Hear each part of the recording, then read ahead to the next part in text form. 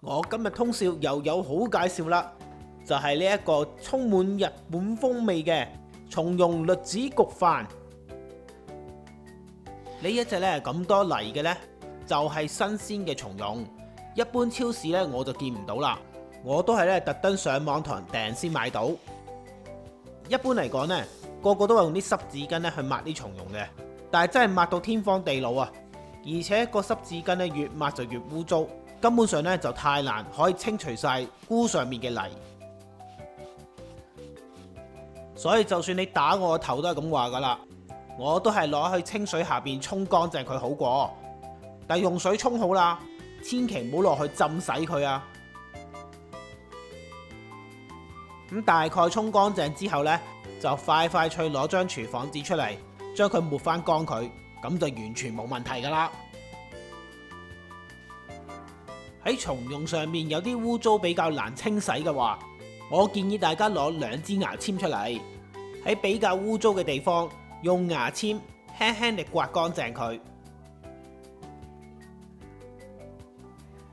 松茸根部嗰部分，我哋會用刀將佢切走嘅，所以咧就唔需要同佢做一個深度嘅清潔。清理好啲松茸之後，較為大粒嗰啲呢，我哋將佢切成厚片；如果較為細粒嘅，就咁一開二就得噶啦，可以放埋一邊備用。跟住就準備埋其他嘅配料，就好似紅蘿蔔咁樣。首先同佢去咗個皮，然後就將啲蘿蔔刨成絲，跟住就要準備好啲栗子啦。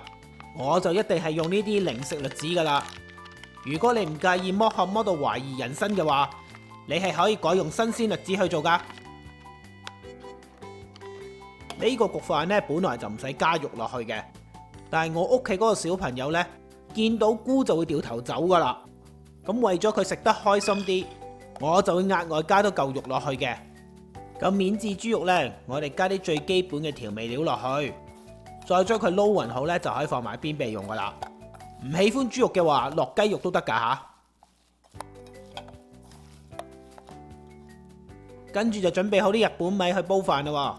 喺個飯煲入邊，我就加咗大概1粒嘅珍珠米落去。我哋先加1半嘅水落去先，將指定份量嘅調味料攪勻佢，加埋落去呢米入邊，最後再添加翻啲水落去，直至去到飯煲入邊寫住1粒米嗰個位置，咁就搞掂，可以拎去煲飯啦喂。啲飯喺飯煲入邊煮咗一陣之後，就打開檢查下，如果可以清楚見到啲飯粒冇俾水冚住嘅話，就可以加頭先準備好嘅材料上去，將佢哋平均鋪勻佢就得噶啦。呢個時候呢，唔好將佢哋攪勻佢啊。鋪好晒啲材料之後，就冚翻好個飯煲蓋，繼續煮啲飯，直至到個飯煲跳掣為止就得噶啦。蹭蹭，依家啲飯就煲好咗啦。攞個飯殼出嚟，輕手啲，將所有嘅材料撈勻好佢先。啲材料撈勻好晒之後，就冚翻好個飯煲蓋，再焗多佢5分鐘就食得噶啦。各位觀眾，呢碗就係松茸栗子焗飯啦，真係好似飛咗去日本食嘅味道一樣啊，夠晒正啊！哇！買唔到松茸嘅話，都仲有好多其他日本嘅菇可以用嘅，例如雞髀菇同埋海鮮菇都可以攞嚟試下嘅。呢個飯真係超級好味道，大家一定要試下啦。我就去食飯先啦，いただきます。覺得呢個食譜做得唔錯嘅話，希望你可以俾個 like 我，或者留言話我聽你對呢個食譜嘅意見。最好咧，當然 share 埋俾你身邊嘅朋友啦。